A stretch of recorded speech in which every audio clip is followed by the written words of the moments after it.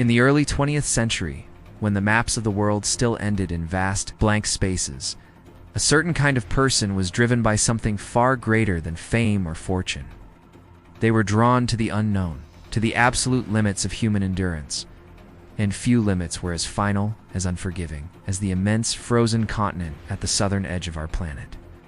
This was the age of heroic exploration, but among the giants of that era, one name stands out, not for what he conquered, but for what he endured.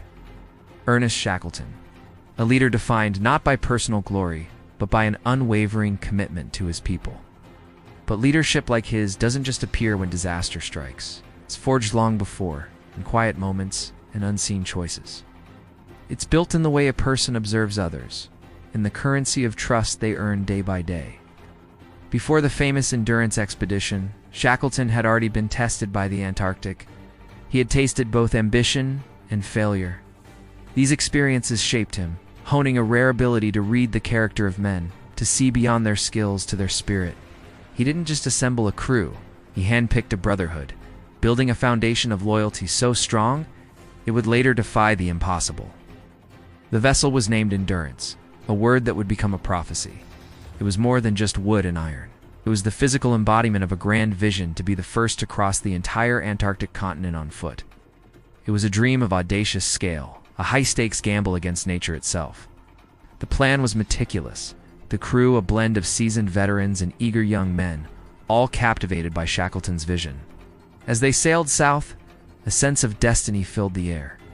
They were heading towards a continent where the slightest mistake offered no second chances, unaware that their true test would not be crossing the ice, but surviving it. The journey south was uneventful at first, but then the ice began to close in. Slowly, then relentlessly.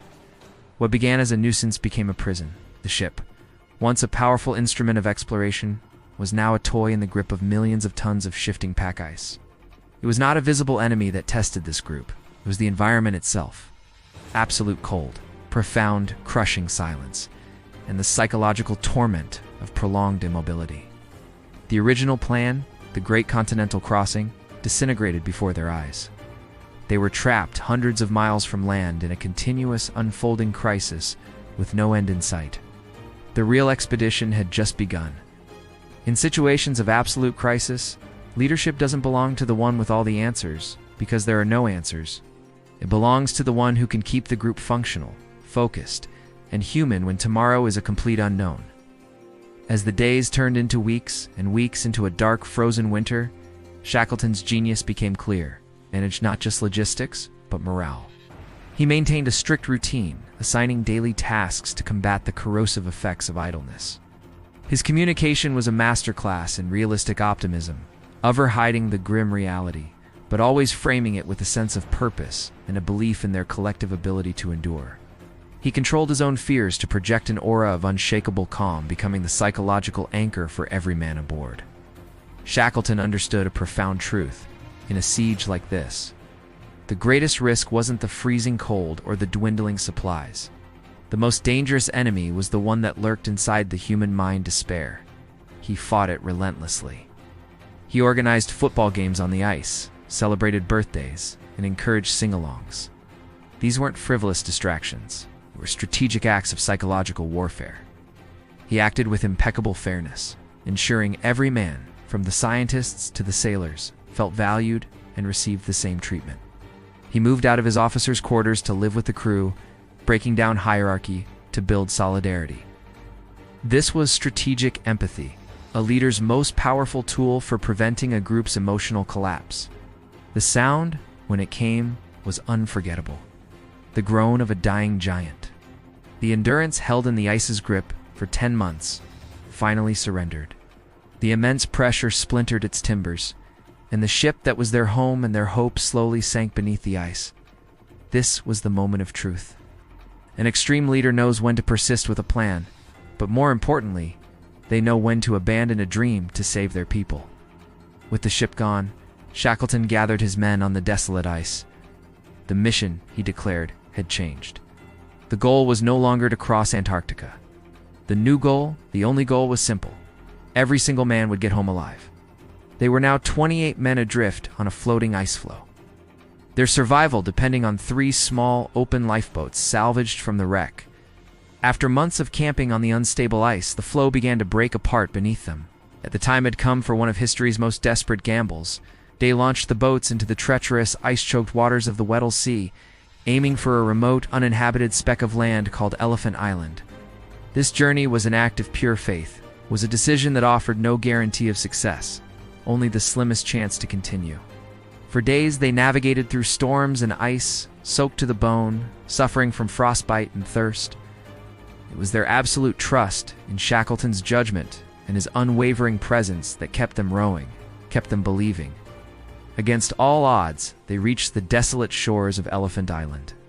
It was the first time they had stood on solid ground in 497 days, but they were saved only to be stranded.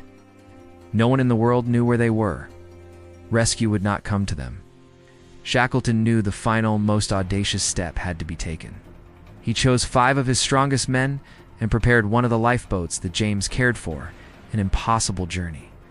An 800-mile crossing of the most violent stretch of ocean on Earth, the Drake Passage to reach the whaling stations on South Georgia. What followed was a 17-day odyssey that defies belief. A battle against hurricane-force winds and colossal waves in a tiny 22-foot boat.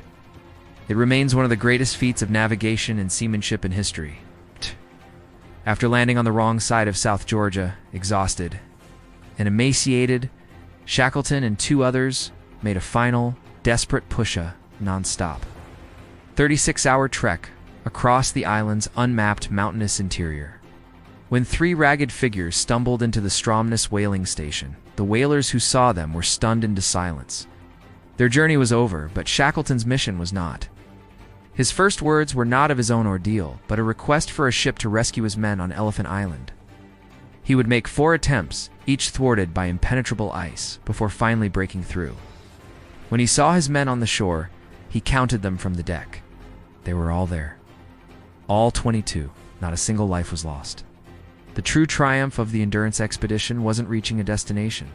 It was not leaving anyone behind. This story, frozen in time, is not just a relic of the past. Companies fail, institutions face collapse. People are pushed to their absolute limits.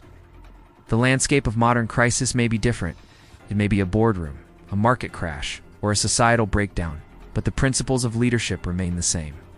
Shackleton's experience provides the ultimate blueprint for managing under extreme pressure, for making life-or-death decisions with limited information, and for leading with a core of human decency when everything else falls apart. So what is the formula? Shackleton left no manuals or textbooks. He left a living example. First, prioritize your people above any abstract objective. The mission can change. The commitment to your team cannot. Second, communicate with brutal honesty, but deliver it with practical hope. Ow. Give people a reason to believe in a better, achievable future. Third, adapt your strategy without ever sacrificing your core values. Be flexible in tactics, but rigid in principles. And finally, lead by example, not by authority. Share the hardships, demonstrate the courage you ask of others, and earn the right to lead. The ice of Antarctica melts and refreezes. Ships are built and they sink, but stories remain. And the legacy of a leader like Ernest Shackleton is a light that cuts across time itself. It reminds us that in our moments of absolute crisis, the true measure of leadership is found not in what we gain, but in who we bring home with us. If this story brought you reflections on leadership, resilience, and the power of the human spirit, please like this video. Share it with anyone who might need these timeless lessons.